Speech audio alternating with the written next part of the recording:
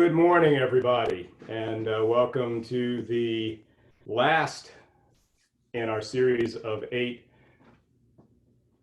Manasota Asala Summer Lecture Series on the Reconstruction. It won't be our last because we'll have an additional session next Saturday with Dr. Randall Morgan and his presentation on medicine during Reconstruction era. Have a little more to say about that as we get into this, but again, I thank you all very much for sticking with us through this series. Let's get started. Of course, we've got lots to cover today, and we want to try to bring this all together in some sort of thoughtful way to leave you with. But before we jump in, I'm going to ask Judge Larry Lawson to give us an update. Helped us last week understand sort of the status of Amendment 4, and also in light of the passing of John Lewis. I wanted him to just comment on the prospects for the House bill on voting rights. So Larry, if you'll unmute yourself and take a couple of minutes and hit those two items, I'd appreciate it. Okay, thank you, and good morning, everyone, and thank you, David, for giving me this opportunity. First, I want to apologize to everyone for my verbose answer to the question for last week, and also for getting off so soon. As you know, this past Monday was the day for registration here in Florida. Now, that registration went only to the primary election that's being held in August. Now, the question that has arisen was whether those individuals that had registered to vote prior to the stay being implemented by the 11th Circuit and the Supreme Court not lifting that stay, that varied from county to county. Some county officials allowed it, others didn't. The long and short answer to that question, if I was advising anyone, I would advise them not to vote, because there's an affirmation on the registration form that says that if you vote and not being truthful, it's a violation of the law and it constitutes another felony. And the state has no means right now of letting one know whether the legal financial obligations that they're faced with their sentencing can be or has been resolved, or even tell them how much they owe. Now, the question asks, can this be resolved before November 3? I would say it could, but it's up to the 11th Circuit. The 11th Circuit is having oral argument on the 18th. Now, if they take as long as we have seen a number of circuits take, they probably won't decide it until past the November 3 election. So it's we can only hope and pray that they resolve it very quickly. Judge Hinkle, in his 125-page opinion, set it out clear. I cannot anticipate them having any difficulty in affirming Judge Hinkle's decision and lifting the stay and allowing those individuals to vote.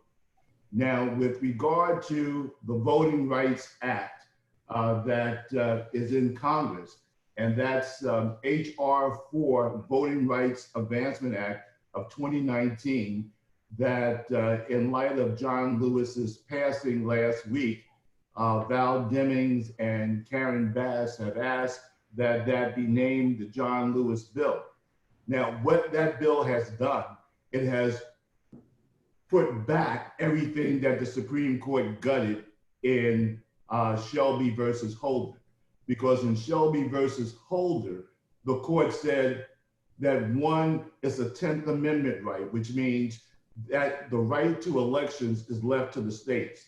And what was being used as a pre-clearance for voting was ancient. It went back to 1960 and 1970s. And therefore, it also singled out only 9 states. And they said that that was a violation of equal protection. The new Voting Rights Act applies to all the states. And it says that if any state wants to change their voting habits or put in stricter guidelines than what has been laid out in the federal courts, they have to go and get a pre-clearance. If they get a pre-clearance, they're okay. However, if they decide to change the law, they have to notify individuals and the like. So when we had those tests with a number of bubbles in a bar of soap and how many jelly beans are in the jar and all those other tests, this thing that the Voting Rights Act of 1965 eliminated, believe it or not, once in 2013, the court gutted that and said, oh, we have a number of blacks that have been elected and everything is okay. They put them right back again. So that's why we need the new Voting Rights Act. Now, it's been sitting over in the Senate for at least 200 plus days. And Mitch McConnell says he has no reason to bring it before the full Senate. And Donald Trump has said if he gets to his desk, he's going to not sign it. He's going to veto it. So we're in a quagmire, and the people that are eligible to vote, please go out and vote on November 3. Get rid of Donald Trump, and maybe we may get the Voting Rights Act. But not only vote for president, vote down ballot as well. Vote for your senators and your legislators, because we need a Senate and a House to be able to work with Joe Biden after January 20th. So that's what we need, and that's the status, I believe. If anyone has any questions, David, I'll be able to answer them for them. And I'll stay on afterwards as well. Thank you, Larry. That's excellent, and I appreciate it. And we will provide some time at the end. So note your questions. I want to get through this so we can perhaps have an extended conversation during this last session. But I asked Larry to do this because there's no reason for us to study Reconstruction unless it has relevance for today. I read history because I believe it has relevance today. And so we've learned 13th, 14th, 15th Amendment, the 15th Amendment providing the right to vote or protections for the voting of Black men in Reconstruction. And it took a Voting Rights Act in 1965 to restore those rights. And we're in now 2020, and we're fighting again to restore voting rights. And so the Supreme Court, the role of the Supreme Court, Larry mentioned the Shelby County case versus Holder.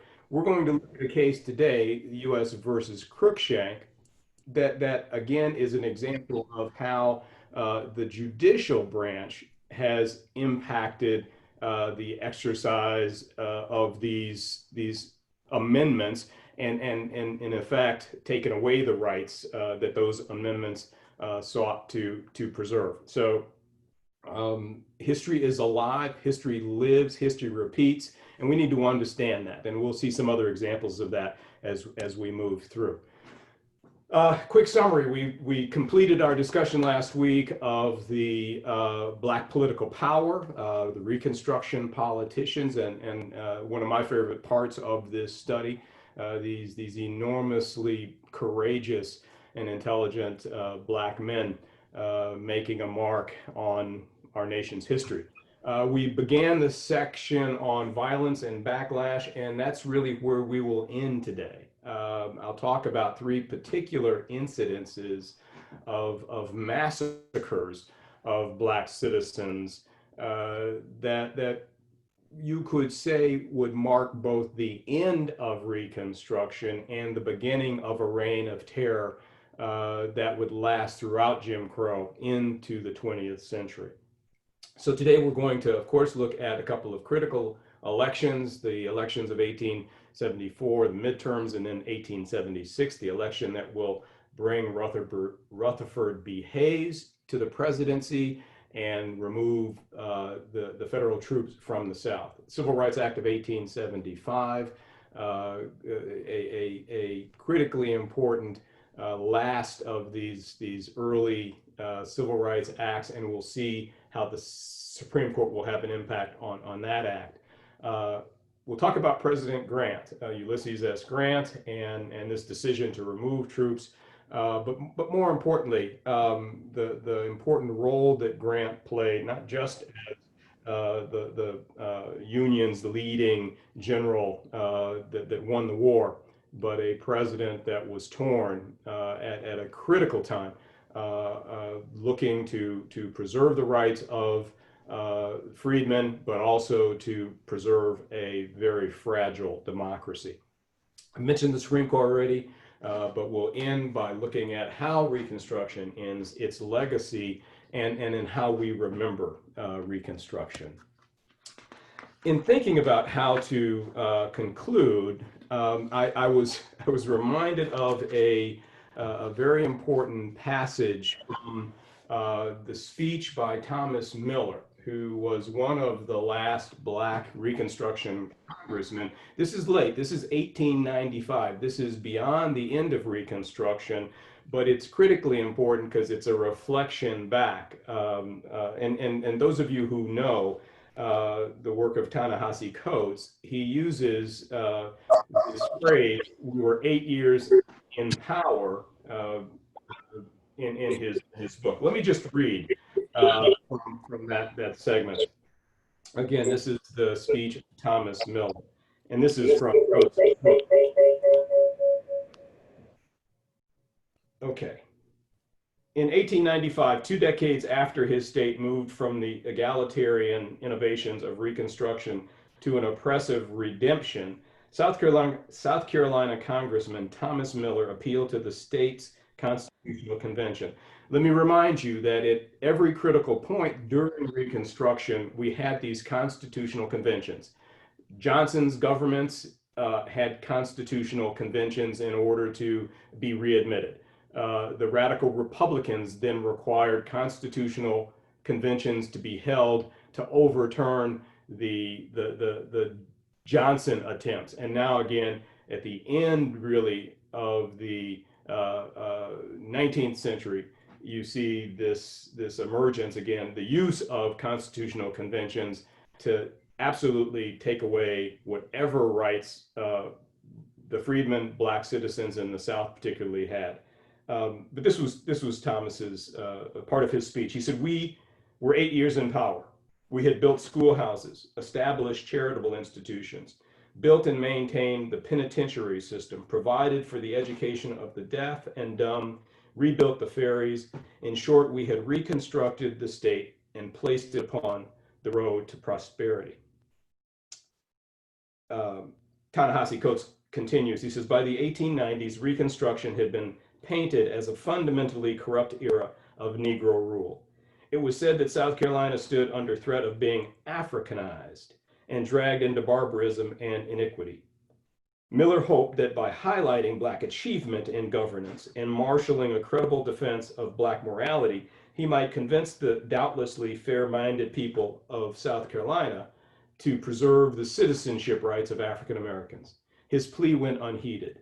In 1895, the 1895 Constitution added both literacy test and property requirements as qualifications for enfranchisement.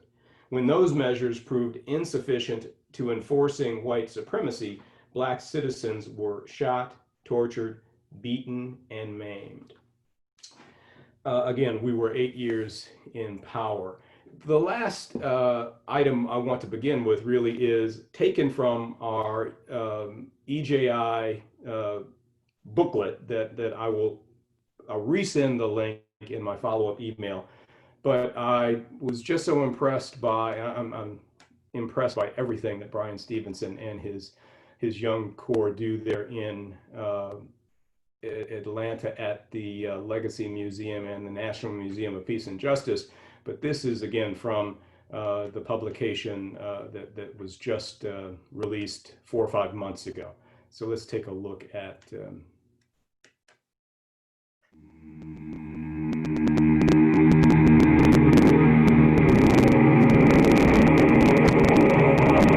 After 2.5 centuries of enslavement in the United States, where black people were tortured, abused, sexually assaulted, killed, and subjected to forced labor, emancipation finally came at the end of the Civil War with the ratification of the 13th Amendment in 1865.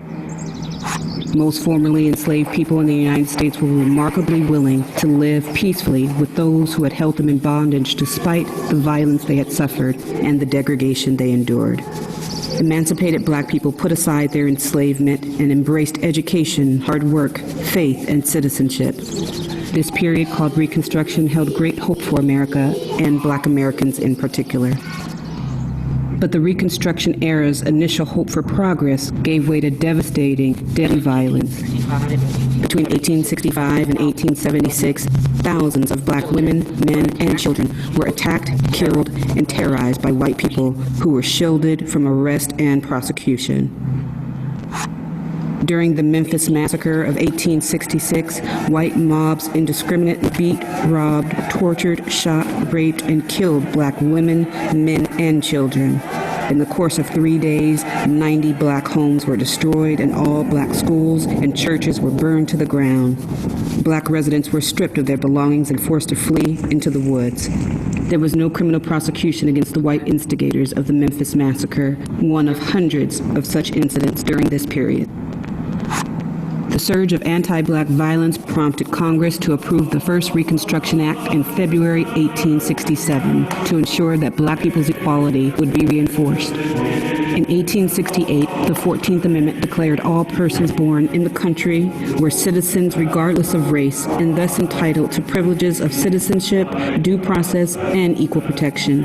Over 80% of eligible black men registered to vote, schools for black children became a priority, and courageous black leaders overcame enormous obstacles to win elections to public office. This triggered a violent backlash from those within the white community who could not accept black equality.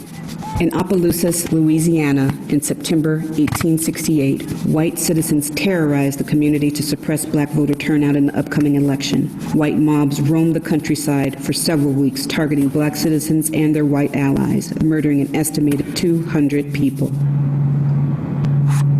Other massacres of hundreds of black people took place in New Orleans, Colfax, and parishes throughout Louisiana. Violence spread from Texas to North Carolina, where white mobs sought to intimidate and deprive black people of their rights.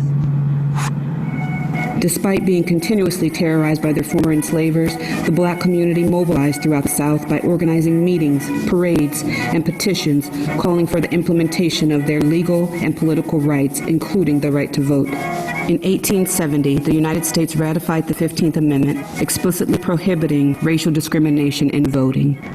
But still, most white people refused to accept black citizenship. In both the North and the South, there was tremendous resistance to the idea of black equality. On October 10, 1871, African-American activist and Union Army veteran Octavius Cato left the Philadelphia, Pennsylvania school where he served as a teacher and administrator and headed to the polls to cast his ballot in the city's mayoral election. Mr. Cato successfully cast his vote, but on his way home from the polls, he was assassinated by Frank Kelly, who had ties to white supremacist party leaders and who was later acquitted by an all-white jury. Being attacked or killed on an election day was a common reality for black citizens. During Reconstruction, an estimated 2,000 black men served in elected office from local and state positions all the way up to Congress. But increased political participation came at a cost of increased white violence against the black community. In Vicksburg, Mississippi, in December 1874, where black people gathered to protest the removal of their elected black sheriff from office, white mobs attacked and killed at least 50 of them. And then, in 1877, just 12 years after emancipation, the meager progress that was made towards securing equal rights for black citizens was abandoned when political compromise with Confederate holdouts resulted in the removal of the last federal troops from the South. The commitment to abolish chattel slavery was not accompanied by a commitment to equal rights or equal protection for African Americans, and the hope of Reconstruction quickly became a nightmare of unparalleled violence and oppression.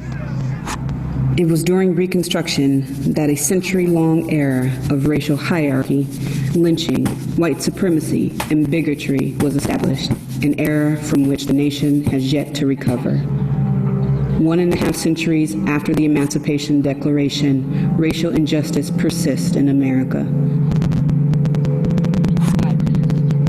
EJI presents this report on the tragic period of Reconstruction to describe its implications for the issues we face today. We believe our nation has failed to acknowledge our history of racial terror and that we must commit to a new era of truth-telling, followed by meaningful efforts to repair and remedy the continuing legacy of racial injustice.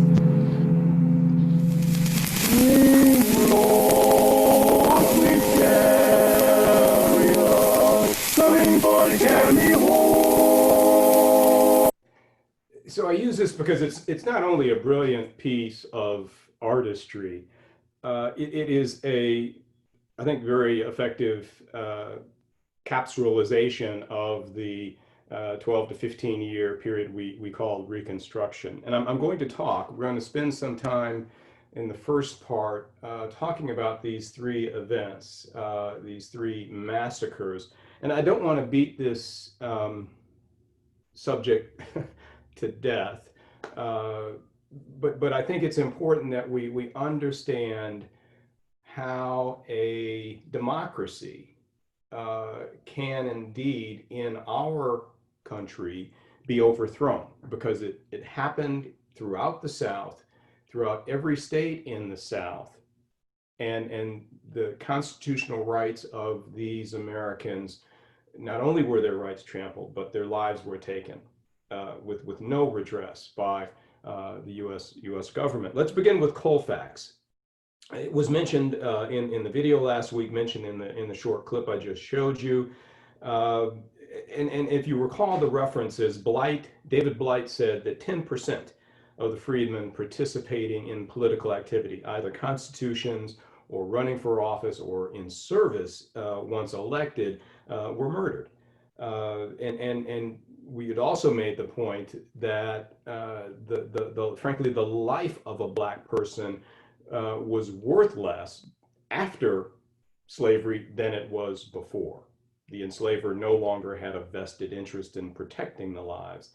And so this, as we say, this era of really unrelenting violence and murder would last, again, for generations. So let's talk a bit about the Colfax Massacre of 1872. This is Louisiana. There is a contested election. The Republican Governor Kellogg, who had formed a black militia several years before to counter the increasing level of white vigilantism in and around Colfax Parish, and of course a white militia would form at this time to meet it, the Knights of the White Camellia in this particular case. You'll see in each of these three, Coushatta, Colfax, and Hamburg, they're all going to deal with black political power. They're all going to deal with alleged allegations of some form of black predation, an attack on a white woman, and they're all going to obviously involve a black militia that is really anathema in the eyes of these white supremacists. And you see the growth of these Klan type groups to counter, and that's certainly the case in Colfax. It's estimated that 150 to 200 blacks and 3 whites would be murdered on April 12, 1873. The black Republicans will occupy the courthouse in March and April, trying to protect the offices that they were duly elected to. And they are obviously aware of the threat.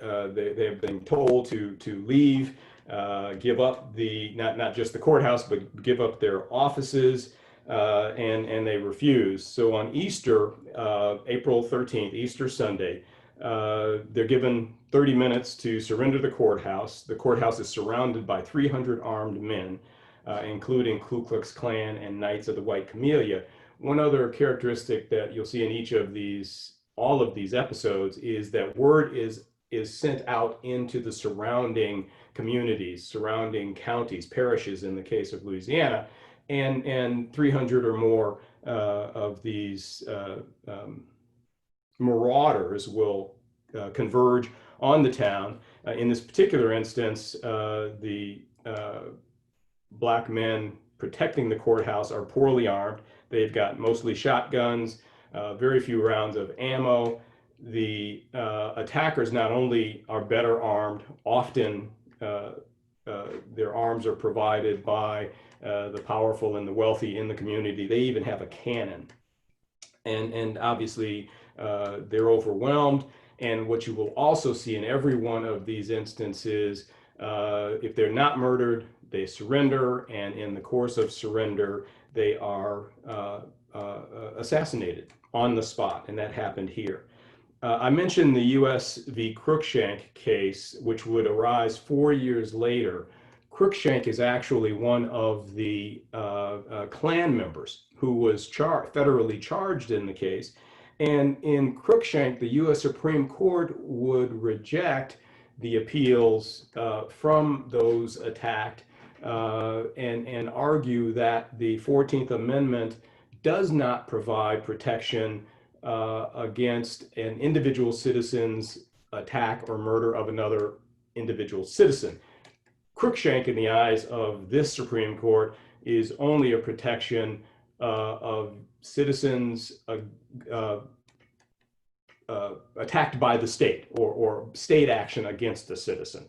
So Cruikshank was freed, and no one was ever tried for that murder. The Coushatta Massacre, 1874.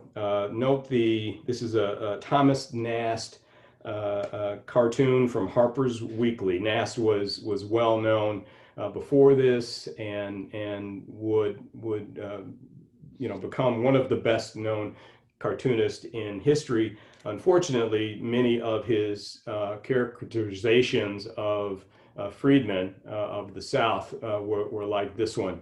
The title, "The Union as It Was," at the top.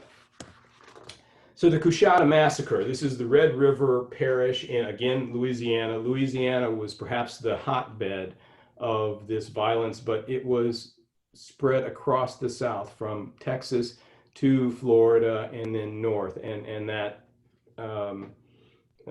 Equal Justice Initiative piece, which again, I'll provide a link, will give you a very, very good sense of really how widespread these murders were. This was the White League, again, not like the Whites, Knights of the White Camellia, like the Klan, but there was a murder of 6 black men in the parish in August of 1874, part of a larger campaign to overthrow the Republican government in Louisiana. There's a great story here. Marshall Twitchell, I believe he was from Vermont. He comes down, so he'd be considered a carpetbagger. Comes down and buys land in this parish, becomes a well-respected planter, but also a good neighbor with all of the citizens, including blacks. And so Twitchell invests money in building schools and making loans to black farmers, so quickly becomes not a welcome neighbor to his white neighbors. But he is influential. He is working with the black militia, with the governor, to try to protect the lives and the property of the freedmen. But there is a campaign against him, obviously. The Panic of 1873, I think we said last week that that was a huge other issue that impacted all of the other issues. People were unemployed, the markets were down, and the Democrats used that panic and the fact that they would characterize part of the cause as the black rule, Negro rule in the South, and Negro and carpetbag rule. So there was a white line strategy in this Louisiana drama. And August 25th, Twitchell's brother, who is the sheriff, and 4 or 5 other county or parish officials are arrested by the Democrats. Rumors spread that there's a Negro uprising, and within 48 hours, the parish is overrun by heavily armed white invaders. Again, members from these various different groups.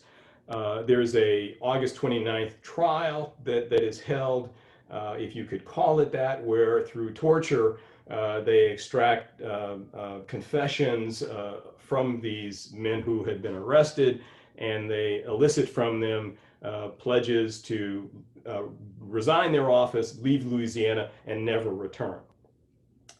August 30th, they are being transported to Shreveport, and en route they encounter a group of these marauding white leaguers, and they murder the sheriff, murder these other officials, and essentially begin a reign of terror in and around Coushatta.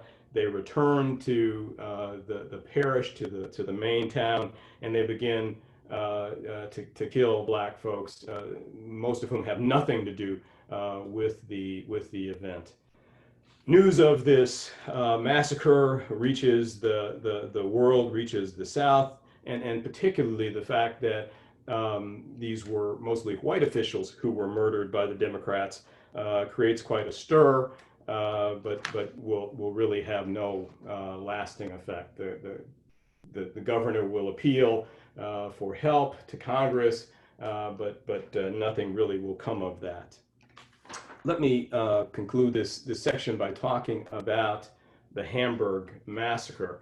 Hamburg is interesting because of its correspondence between the governor and General Grant.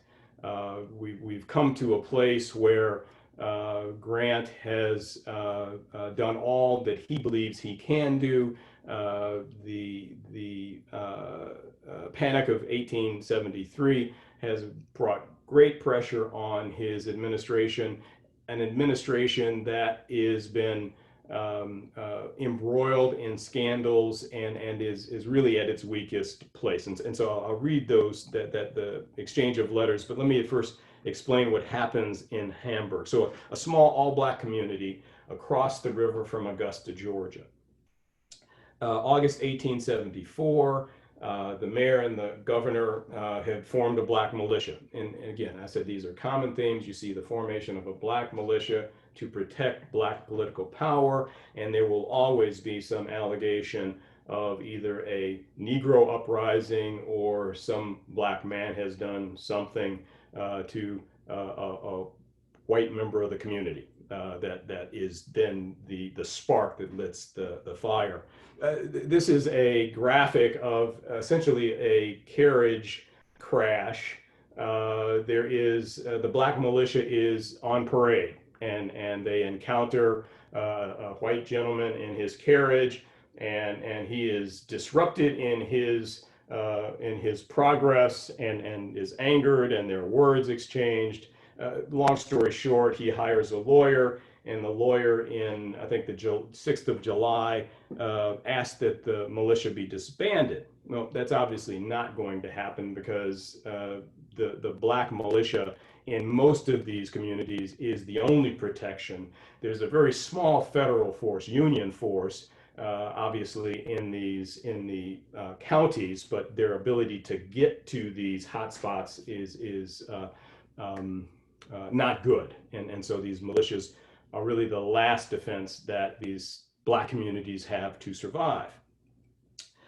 So the band of about 100 whites from, again, surrounding communities come to Hamburg, and the black militia, 25 black militiamen and 15 Hamburg residents will retreat into what was essentially their armory, a stone warehouse. Another incident where a cannon is provided. So how many of these essentially rabble-based groups do you think have access to a cannon? Where might they have gotten a cannon from? Well, they're going to get a cannon from the storehouses. Cannons are going to be purchased just as repeating rifles and better armaments are purchased by the wealthy, because they are the ones who are behind these typically poor lower class whites who are going to do the dirty work. So the cannon is brought in. Again, the armory is blown up, and the Hamburg marshal is killed in the process, and several others are killed trying to escape. Like in all of these incidences, then there is the wholesale hunting down and shooting of blacks, both militiamen and black residents in Hamburg. And then you see this exchange between the governor and General Grant, because like in every case, the Republican governors are trying to protect the gains that the Republican Party has enjoyed, and those gains are falling away simply because of white line violence, as we'll call it. So this is the governor writing to Grant, July 1876. He says, "Sir, the recent massacre at Hamburg in this state is a matter so closely connected with the public peace of this state that I desire to call your attention to it for the purpose of laying before you my views of its effect and the measures which it may become necessary to adopt to prevent recurrence of similar events. It is not to be doubted that the effect of this massacre has been to cause widespread terror and apprehension among the colored race and the Republicans of this state. There is a little doubt, on the other hand, that a feeling of triumph and political elation has been caused by this massacre in the hands of many of the white people and Democrats. The fears of the one side correspond with the hopes of the other. It is certainly true that most, though not all, of those who have spoken through the newspapers or otherwise here on the white or Democratic side upon this matter have condemned the massacre. Their opposition to such conduct has not, however, sufficed to prevent this massacre, nor do I see any greater reason for believing that it will do so in the future. That class which now engage in this cruel work certainly disregard the expressed sentiments of those who assume to speak, for the most part, for the communities, and go forward without fear of public opinion or punishment. Such occurrences as this at Hamburg have generally resulted in what is thought to be political advantage to the Democratic Party here.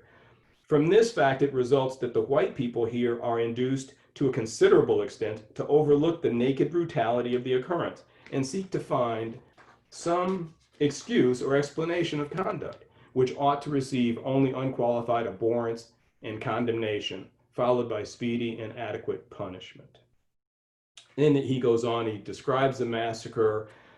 He says, "Will the federal government exert itself vigorously to repress violence in this state during the present political campaign on the part of persons belonging to either political party, whenever that violence shall be beyond the control of the state authorities?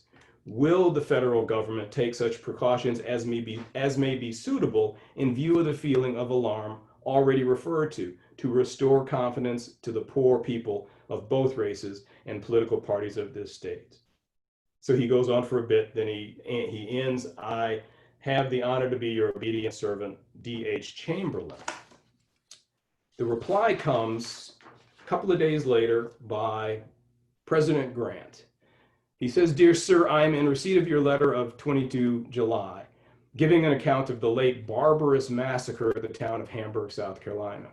The scene at Hamburg, as cruel, bloodthirsty, wanton, unprovoked, and uncalled for as it was, is only a repetition of the course which has been pursued in other southern states within the last few years, notably Mississippi and Louisiana." So Grant is recognizing, he knows, he's getting reports that this violence is unleashed. And he'll go on and commiserate with the governor. He ends by saying, expressing the hope that the better judgment and cooperation of citizens of the state over which you have presided so ably may enable you to secure a fair trial and punishment of all offenders without distinction of race or color or previous condition of servitude, and without aid from the federal government, he emphasizes, but with the promise of such aid on conditions named in the foregoing. I subscribe myself very respectfully, your obedient servant. So basically, Grant is saying it's an awful situation down there, and we wish you the best. And that is perhaps one of the unfortunate remembrances of Grant's administration. If any of you have seen Grant, the History Channel, if you've not seen it, you should. It's a 3-part series. I actually have an element of it here, but I'm not going to, don't have time to do. But Grant is, at this point, a broken man. He says, I want to get out of this presidency more than I've ever wanted to get out of a place in my life. And he is presented with a letter in the video clip, and must be his chief of staff is asking, Mr. President, what can you do? What will you do? And Grant says, I can do nothing. And that's unfortunate. And the terror and the murder will continue. I've mentioned the Slade Academy more than once, and I've used their experiments. And the experiment in self-defense is one that Jamelle and Rebecca Onion, Jamelle Bowie and Rebecca Onion do. It's like all of their segments of this podcast, excellent. They make 2 really important points when we consider anti-Black terrorism, white supremacist violence against Blacks. They make the point that historians must consider not just the loss of political rights. The damage to democracy is awful, but they make the point that too often we forget that Black property and Black life and Black rights, constitutionally promised rights, are lost in this process. They also go on to make the point that white supremacist terrorism was allowed to spread because Confederates realized early on that they would not be punished for treason. They would not be punished for trying to destroy the Union. And with that knowledge, I mean, if I can foment rebellion against my government and walk away with a simple promise to be good in the future, what more can I do? Well, I can kill my neighbors, because who's going to do anything about it? So when we go back and look at this history, we look at Lincoln and his policies of easing the Confederates back into the Union, of the terms given to General Lee at Appomattox, essentially letting the boys go home to put in their crops and oh yeah, take their guns with them. I won't even comment on Johnson's policies, how abhorrent they were and how supportive they were of the violence that was going to come. But we also have to consider Grant and the role that he bears. I think he is a hero. I think what he did to save the Union cannot be discounted. Likewise, I have to say that his refusal to keep troops in the South, and I think most historians today would say the removal of troops from the South were the last signal the country sent to racists and to the freedmen and their families that you're on your own, do what you will, the federal government is through with this. This was the Grant segment. I'm going to skip, but I will put a link in our after session email. Again, commend all 3 segments of Grant to your viewing. Marion, Lois, Linda, run on here a bit. Let's take a few questions or comments if we have any. Okay. We have one question. Okay. Do you have a full list of all of the attacks during this period of time? I have a pretty full list, and I think, let me just, okay. So I just pulled this together from what I had at hand. It goes from the Detroit riot, 1863. We talked about the New York City riots in 1863. We talked about Memphis. We've talked about Colfax, Hamburg. I'd love to talk to you about the Wilmington riot of 1898, but it really takes us, again, really beyond the Reconstruction era. But it is to me the classic.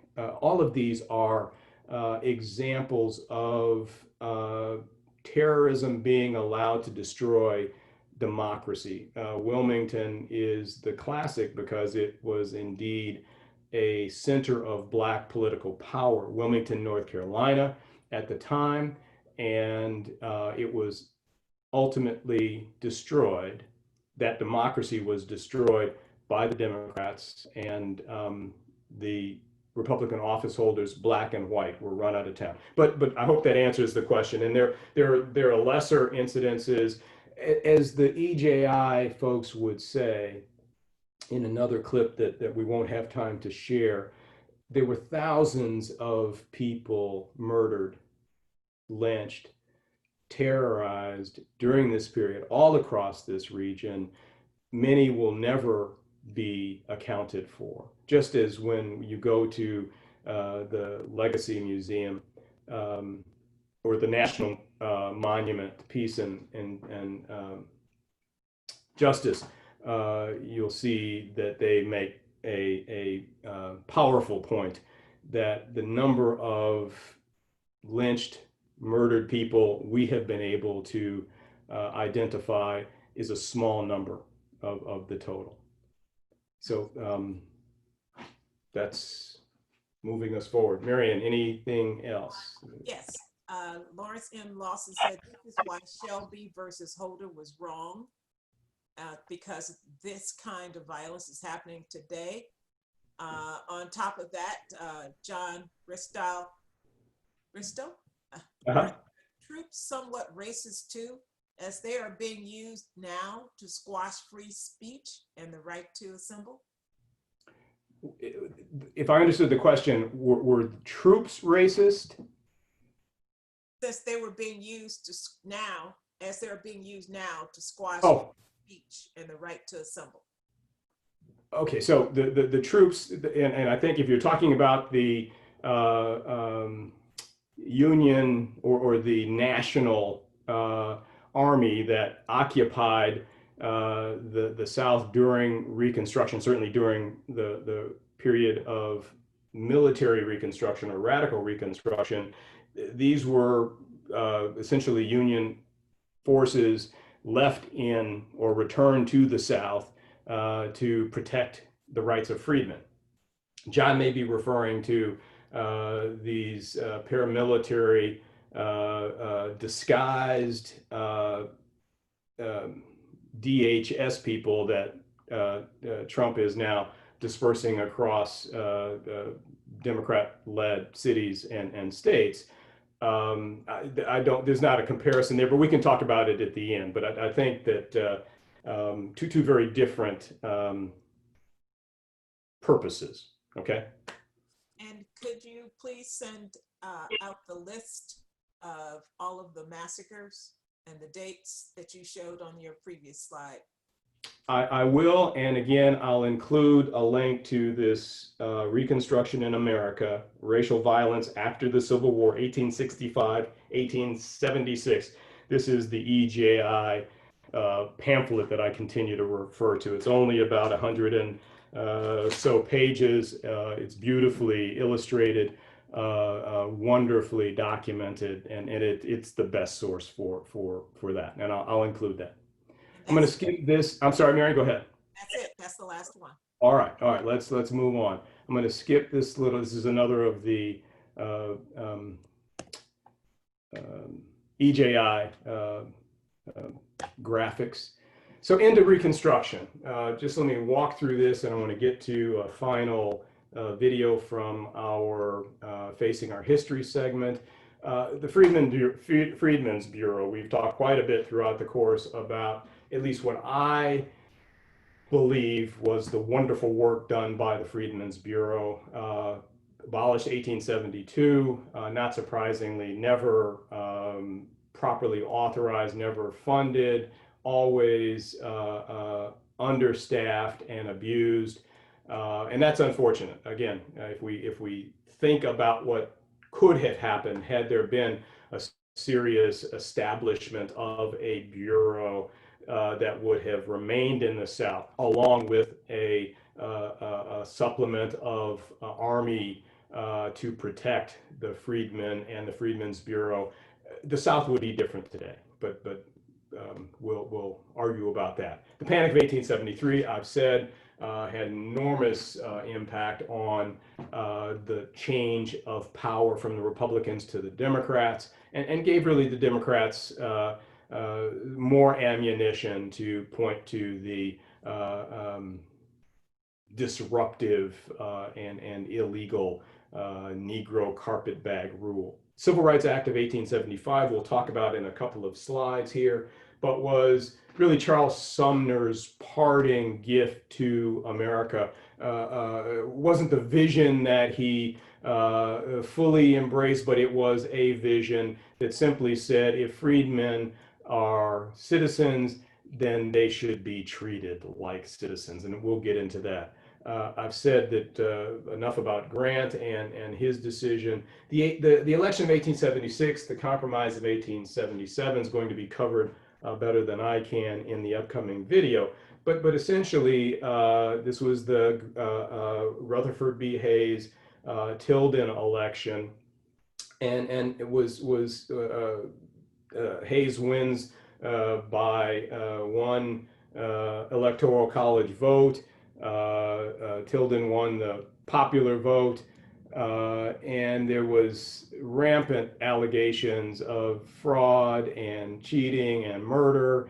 The compromise is essentially that Hayes will become president, and he will agree to remove the troops, and he does fulfill that agreement and removes the troops from the South.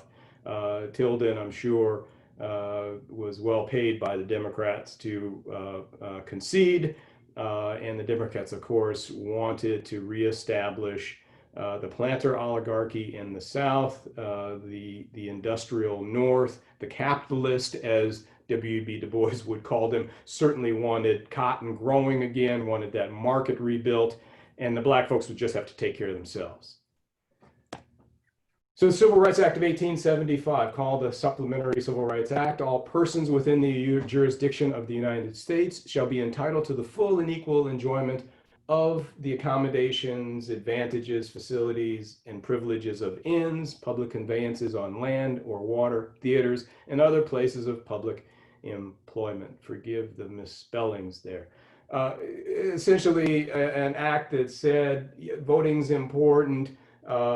Yes, the other ending, obviously, slavery was important, ensuring due process, equal protection, but so is the right to go into a store, a restaurant, a theater. That's a part of being a citizen. You remember the debate between we talked about last week, and the arguments over that issue. Civil Rights Act 1875, Sumner's asking, doesn't it also include the right to amusement, fundamental right protected by the Constitution? And here's Sumner's statement in part of his argument: seeking amusement at a theater was a human right grounded in the pursuit of happiness and owed to ex-slaves as an outcome of abolition. That wasn't the view of their opponents, obviously. Entitling former slaves to pursue amusement at a playhouse would divert the Negro from the pursuit of remunerative labor and honest industry. No surprise there. And the Supreme Court in 1888 will overturn the Civil Rights Act of 1875. Also not a surprise given the makeup of the court at that post-Reconstruction, very much in the Jim Crow era, civil rights. All right, I mentioned the election of 1867, compromise of 1877. Don't need to say much more about it. other than there's fairly clear evidence of a smoke-filled room deal made here. And I've never read history on that, but actually the Freedom Road, the novel, Howard Fast covers that as a part of the story that he tells, and it's an interesting one. Okay, let us look as we head toward the end at the last of our fragility of democracy videos from facing our history and ourselves.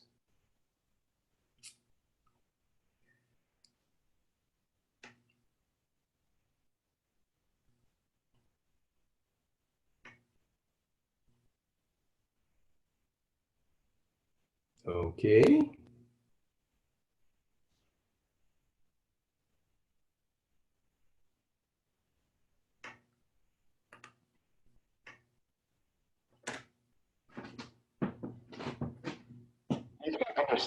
You can't understand the United States today without understanding Reconstruction.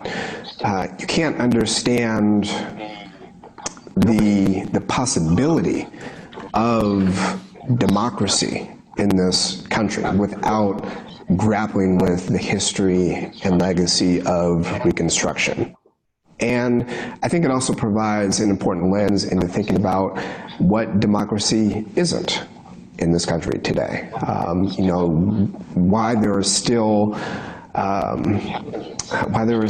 challenges to fully actualizing the potential of American democracy.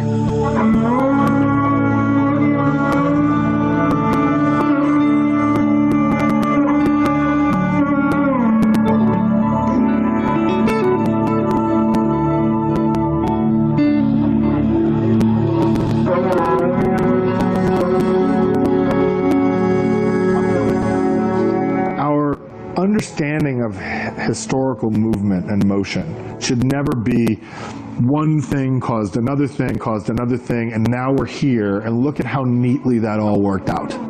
And so for us to understand the forces of history that move history, we need to be open to the possibility that history doesn't move in a neat line or forward progression. And that's particularly true when we're talking about freedom and equality, progress. These things are never inevitable. They're always contested. They're always contending with forces of reaction and resistance. But studying history is the process by which we try to make sense, not just of lives and worlds long ago, but of our life and our world today.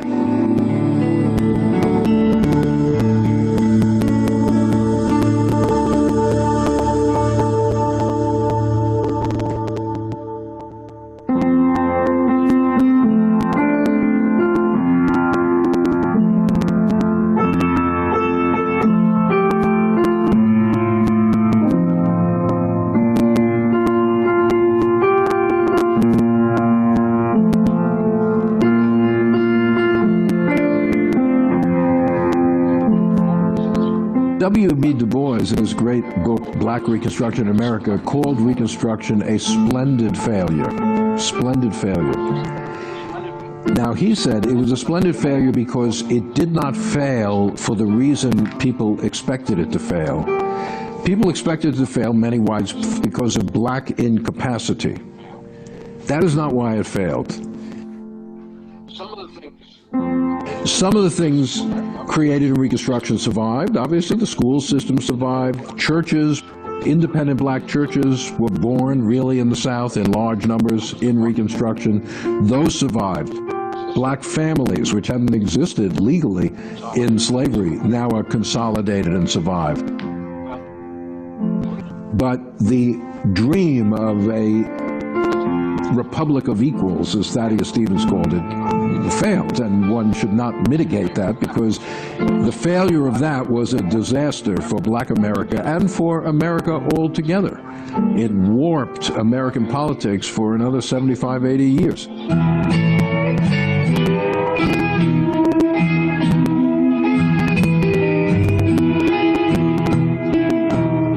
Most white Southerners did not want the instability of constant violence. They did not like the Ku Klux Klan or the white terrorist group. They served their purpose, but what they wanted was stability. They got it with Jim Crow. That was the way that they could live in relative peace with each other. Disadvantaged African Americans, obviously, but condoned by the federal government and by the Supreme Court. But even though sharecropping soon came to replace slavery, Jim Crow segregation came to replace the social relations of slavery, things were never the same after Reconstruction, because Black people knew they had freed themselves through their own efforts. And the memories of being part of that collective struggle were seeds that blossomed again and again in the future. Even though Reconstruction was overthrown, the Constitution had been rewritten with the 13th, 14th, and 15th Amendments, and those, to borrow a phrase from Charles Sumner, were sleeping giants later on. And they would be reawakened by other generations in the 20th century, demanding the enforcement of these basic rights that had been written into the Constitution but later more or less abrogated. Amazing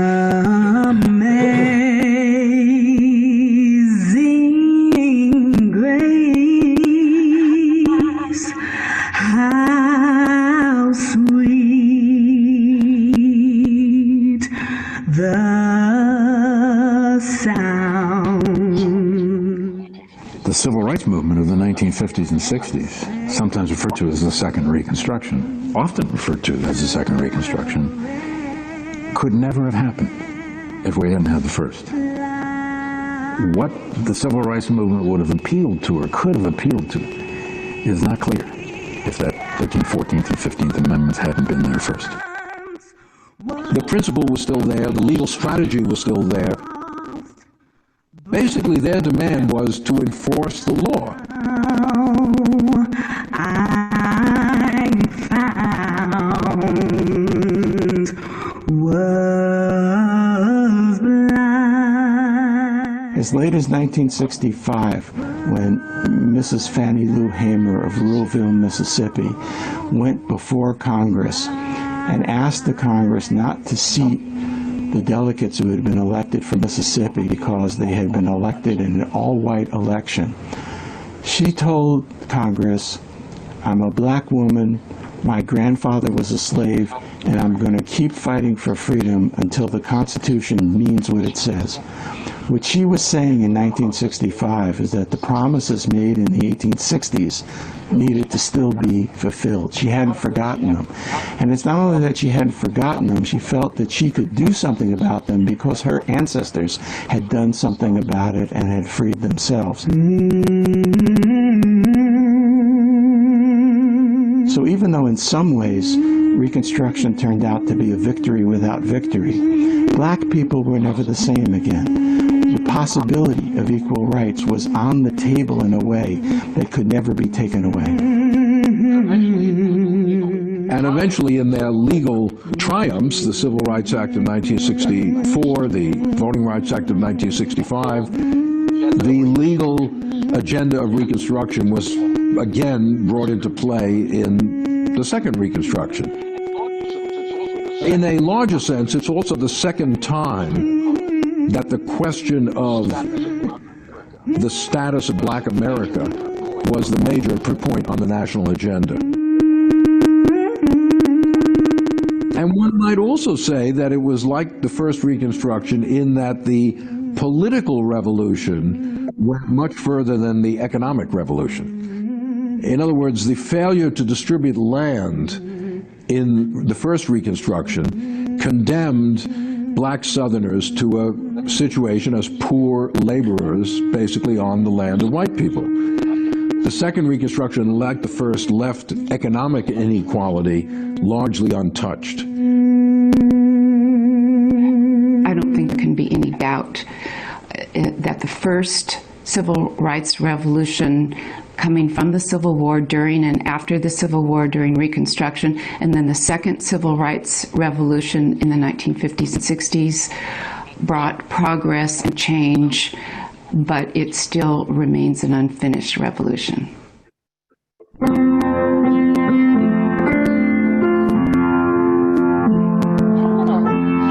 When we talk about Reconstruction as an unfinished revolution, I think on some level all revolutions are unfinished. If people ask me, why do you vote? It's our political system's broken.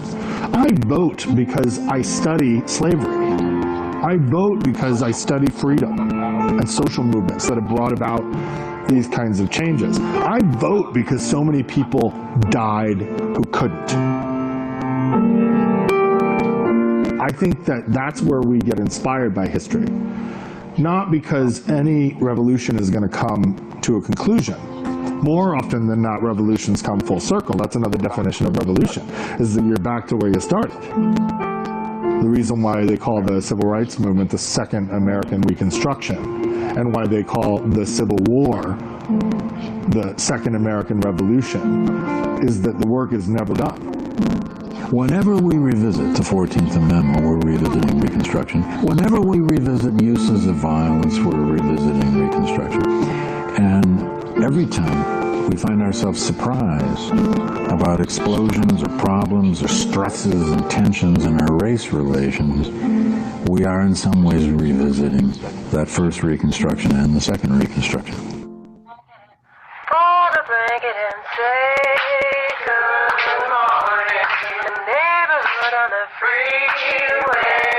So here we are, living in our time, and there's plenty of reasons to despair. There's plenty of reasons to think that even if you end slavery, even if you pass civil rights laws, you can think that maybe nothing is going to change. But if people had thought that in 1859, there would never have been the first Reconstruction. If people had thought that in 1955 in Montgomery, Alabama, there wouldn't have been the second Reconstruction through the Civil Rights Movement. And if we think that today, we guarantee there will never be another Reconstruction to try to fulfill these promises. And that would be a great tragedy. That would be a great loss to all of us. And the fact that we're familiar with this tragedy, with this betrayal of the freedom dreams of black people, it certainly is a cause for sadness. But it's also a cause to think, we know this place. We've been here before. We come from a tradition. People of all colors and all races come from a tradition of social justice in which ordinary men and women thought it was worth risking everything to create a fair and democratic society. And the very fact that we could even know that, or that could make us feel warm inside to think that we're a part of that, indicates how powerful Reconstruction is. So the answers to these questions about Reconstruction and what its meaning are, this is a chapter that's unwritten. And this is a chapter that the people studying it have to not only read about, but to think about, how are you going to write a new chapter, not in your notebooks, but in society as men and women with responsibility and opportunity.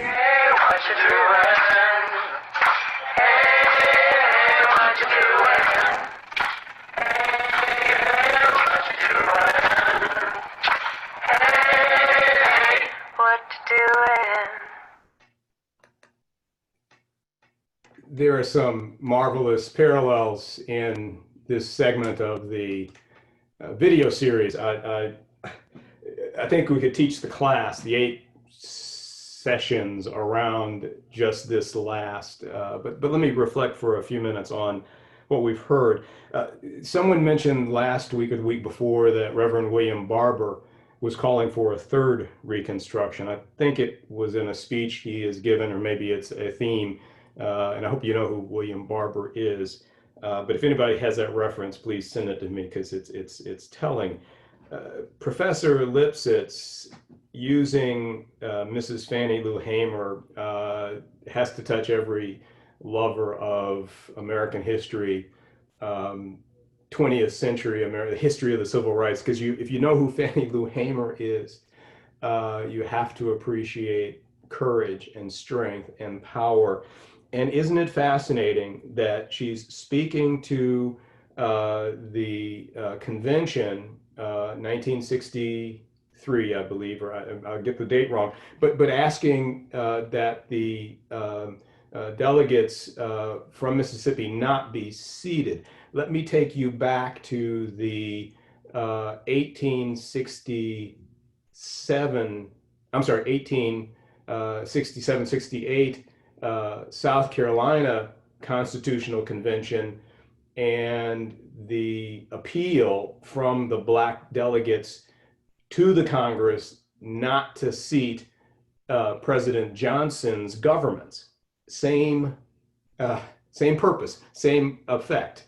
And the Congress, in fact, did block the seating of Alexander Stephens and the other former Confederates for the same reason. So it's just a marvelous parallel.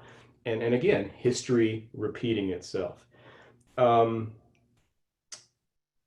think it was Professor McCarthy who talked about he says, I vote because I study history.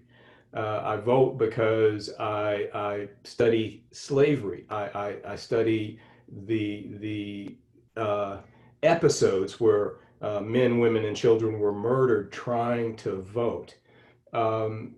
Is there a better argument to be made to our young people, if we could reach them, about the importance of voting and the history of those of our grandparents and great-grandparents who died for that? I believe it was Fauner who talked about the two of the shortcomings of the two reconstructions and their inability or failure to address economic inequality. Their failure in the instance of the freedmen to receive land after the war. Still a legacy that haunts us today. So I can't move on without mentioning that economic inequality is a theme today, is a central platform of those in support of the movement for Black lives, as it was for those freed men and women looking for a way to build lives on land. And you remember the land and economy points made back to Sherman and that meeting in Savannah.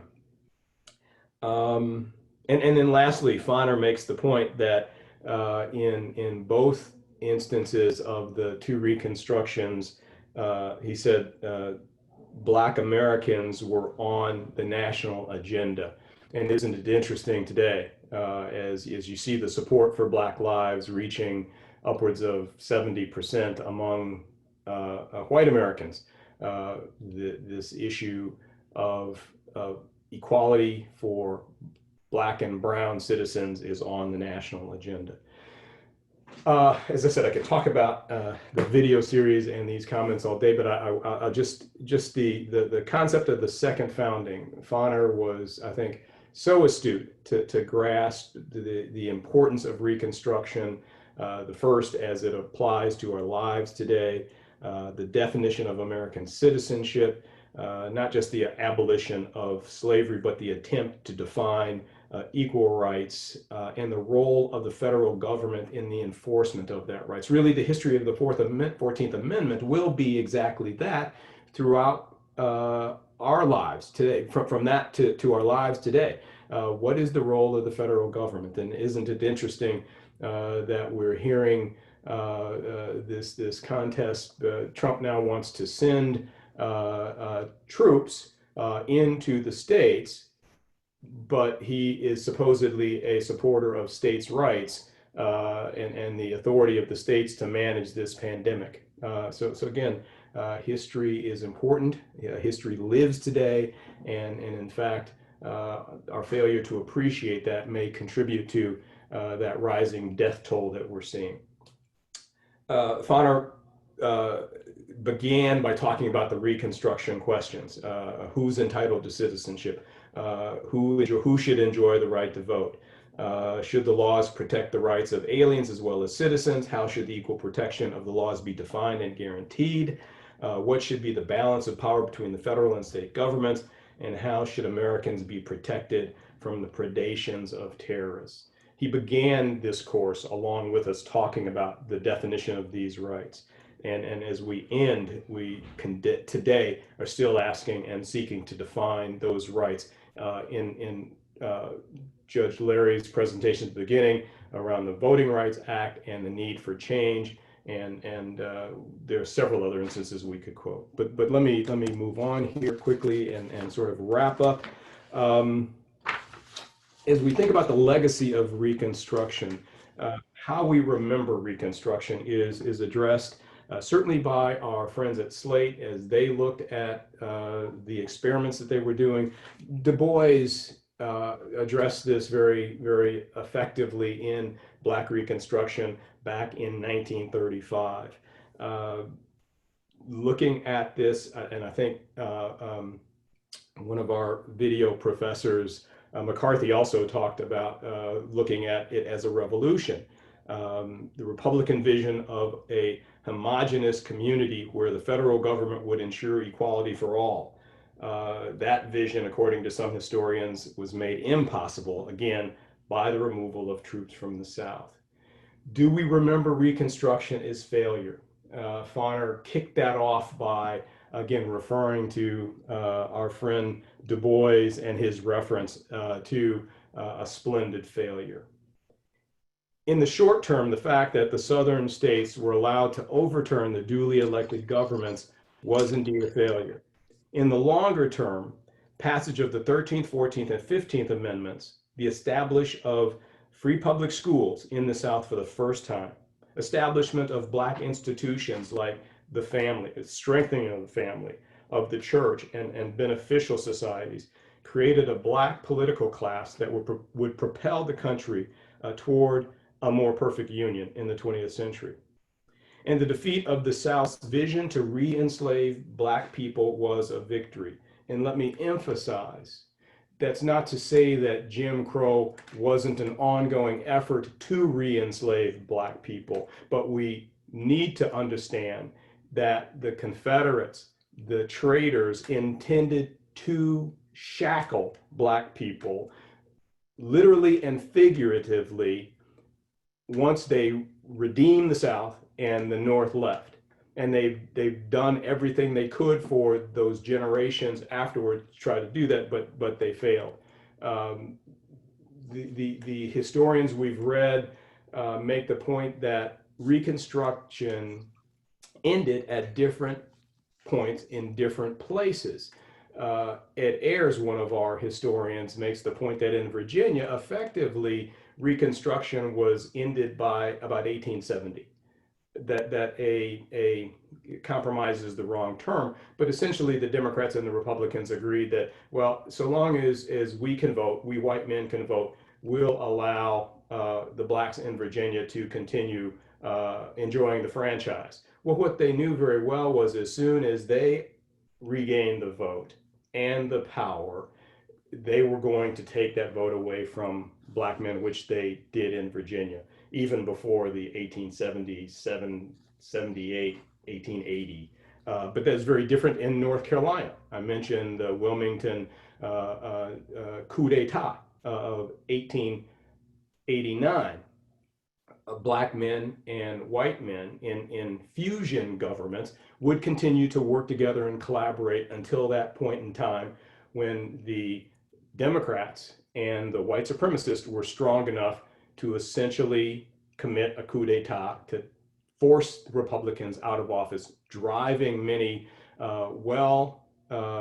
established Black businessmen out of North Carolina forever. So again, when we talk about failure, we need to understand the intention of the Democrats and their failure to, in fact, directly re-enslave Black people. The biggest failure, according to some historians, is our failure to come to grips with our history. Some would like to argue that the biggest failure was the failure of Black people to seize the opportunity. The real history is abhorrent to most Americans. They don't want to face the fact that Black people faced a reign of terror unlike anything except for the genocidal attacks on Native Americans. And it was a reign of terror the federal government could have stopped, but chose not to. A failure that killed thousands. The greatest failure of Reconstruction is that terror triumphed. Memorialization. There's a debate, there's a discussion among Reconstruction historians. How do we memorialize this 12 to 15 year period? The view of one historian is that it's impossible to memorialize Reconstruction because we've never reconciled the differences and tensions, because to do so forces us to face the guilt and racism that drove those murderous actions and policies. The Civil War memorials are memorials to white supremacy. The South lost the war, but rather than admit that loss and acknowledge the evils that it caused, the South chose to celebrate the restoration of white power that ended Reconstruction. It's the same white supremacy we see emerged after the Civil Rights era and after the Obama presidency, as we talked last week. Reconstruction today. Those issues that Foner described as Reconstruction issues touch all the issues we face today: citizenship, inequality, voting rights, criminal justice, racism. One historian refers to it as a battle for the soul of America, or Americans, and it's apparently a never-ending battle. Let me conclude with a reflection from W.E.B. Du Bois on the purposes of history. You must have gleaned from this 8 weeks together that Du Bois is a hero of mine, and I think underappreciated in the American consciousness. So I'm going to find every opportunity I can to exalt Dr. W.E.B. Du Bois. This is from his last chapter, The Propaganda of History, his 1935 books. He says, how the facts of American history have in the last half century been falsified because the nation was ashamed. The South was ashamed because it fought to perpetuate human slavery. The North was ashamed because it had to call in the Black men to save the Union, abolish slavery, and establish democracy. What are American children taught today about Reconstruction? An American youth attending college today would learn that from current textbooks of history that the Constitution recognized slavery, that the chance of getting rid of slavery by peaceful methods was ruined by the abolitionists, that after the period of Andrew Jackson, the two sections of the United States had become fully conscious of their conflicting interest, two irreconcilable forms of civilization. He would read that Harriet Beecher Stowe brought on the Civil War, that the assault on Charles Sumner was due to his coarse invective against a South Carolina senator, that the Negroes were the only people to achieve emancipation with no effort on their part, that Reconstruction was a disgraceful attempt to subject white people to ignorant Negro rule. In other words, Du Bois would continue, he would in all probability complete his education without any idea of the part which the Black race has played in America, of the tremendous moral problem of abolition, of the cause and meaning of the Civil War and the relation which Reconstruction had to democratic government and the labor movement today. War and especially civil strife leave terrible wounds. It is the duty of humanity to heal them. It was therefore soon conceived as neither wise nor patriotic to speak of all the causes of strife and the terrible results to which national differences in the United States had led. And so, first of all, we minimized the slavery controversy, which convulsed the nation from the Missouri Compromise down to the Civil War. On top of that, we passed by Reconstruction with a phrase of regret or disgust. But are these reasons of courtesy and philanthropy sufficient to denying truth? If history is going to be scientific, if the record of human action is going to be set down with the accuracy and faithfulness of detail, which will allow its use as a measuring rod and guidepost for the future of nations, there must be set some standards of ethics in research and interpretation.